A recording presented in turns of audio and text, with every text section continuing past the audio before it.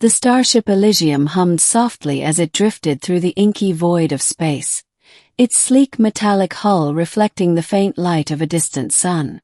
Inside, the air was thick with tension. The crew, humans and aliens alike, were gathered in the observation deck, their eyes fixed on the figure standing at the center of the room. She was unlike anything any of them had ever seen. Princess Lyrin of the Celestial Veyl Empire stood tall, her iridescent skin shimmering like liquid starlight. Her hair, a cascade of silver threads, seemed to float as if caught in a gentle breeze, and her eyes, large, almond-shaped and glowing faintly, were the color of molten gold. She was breathtaking, ethereal, and utterly alien. And yet, it wasn't her beauty that had the humans staring. It was the fact that she was holding a half-eaten sandwich in one hand, a look of pure delight on her face. "Why are you looking at me like that, human?" she asked, her voice melodic but tinged with confusion. She turned to Captain Elias Grant, the leader of the Elysium and the only human she seemed to trust. Elias, a grizzled veteran with a scar running down his left cheek, cleared his throat. "It's just, we've never seen a Veyl eat before. Especially not a peanut butter and jelly sandwich." Lyrin tilted her head, her hair swaying as if alive. "This sandwich is a marvel. The combination of textures, the sweetness, the saltiness. It is unlike anything in the Veyl culinary repertoire. How have your people not conquered the galaxy with this alone?" The crew erupted into laughter, the tension in the room dissipating. Even Elias couldn't help but smile. But the moment was short-lived. A loud klaxon blared through the ship, and the lights shifted to an ominous red. The crew sprang into action, their training kicking in. "Report!" Elias barked, his voice cutting through the chaos. "Captain, we've got an unidentified vessel approaching at high speed," came the reply from the comms officer. "It's not responding to hails." Lyrin's expression darkened. "It's them," she said, her voice barely above a whisper. "Who's them?"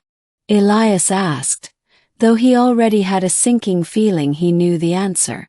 "The Zorath," she replied, her golden eyes narrowing. "They've found me." The Zorath were a scourge upon the galaxy, a race of ruthless conquerors who left nothing but destruction in their wake. They had been hunting Lyrin for months, ever since she had fled her homeworld with a secret that could change the course of the war. Elias didn't know the details. Lyrin had been tight-lipped about it, but he knew one thing.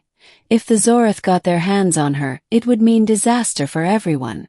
"All hands, battle stations," Elias ordered. "Prepare for evasive maneuvers." The Elysium shuddered as it banked sharply, narrowly avoiding a barrage of plasma fire from the Zorath ship. The alien vessel was a monstrous thing, all jagged edges and glowing red veins, like a predator stalking its prey. Lyrin gripped the edge of the console, her knuckles turning a pale blue. "You must let me go," she said, her voice trembling. "If they capture me, they'll—" "Not gonna happen," Elias interrupted. "You're under our protection, Princess. We're not handing you over to those bastards." "But you don't understand," she cried. "The secret I carry, it's too dangerous. If they get it, they'll—" Another blast rocked the ship, cutting her off. "Captain, shields are down to 40%, the tactical officer shouted. Elias clenched his fists. "Return fire. Target their engines." The Elysium's weapons lit up the void, but the Zorath ship was fast. Too fast. It dodged most of the shots, and the ones that hit seemed to do little damage. Lyrin's eyes filled with something akin to sorrow. "You're brave, Captain Grant. Braver than most. But this is a fight you cannot win." Before Elias could respond, she turned and bolted for the door.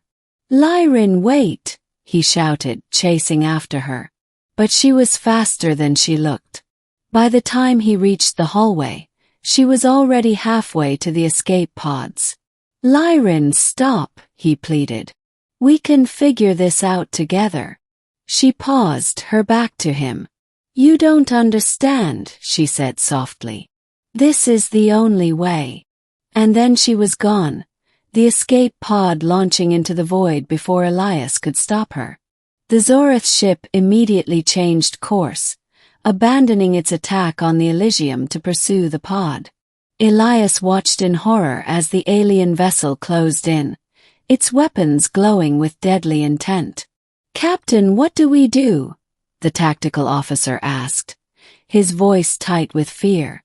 Elias took a deep breath, his mind racing. He couldn't let Lyrin sacrifice herself. Not like this. "Plot an intercept course," he ordered. "We're not letting them take her." "But sir, our shields." "I don't care about the shields," Elias snapped. "Do it." The Elysium surged forward, its engines straining as it raced to catch up to the Zorath ship.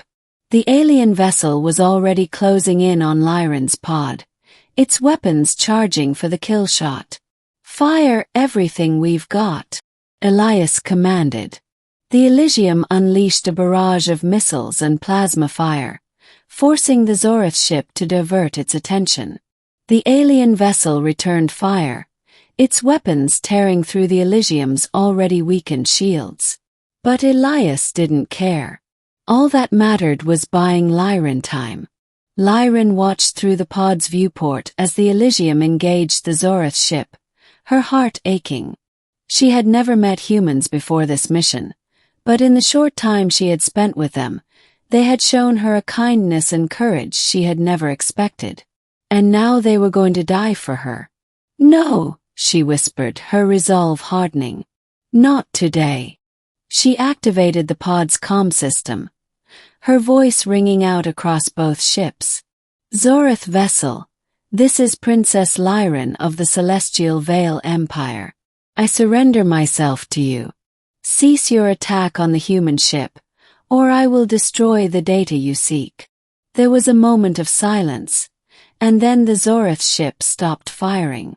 "Princess Lyrin," a cold, mechanical voice replied. "You are in no position to make demands."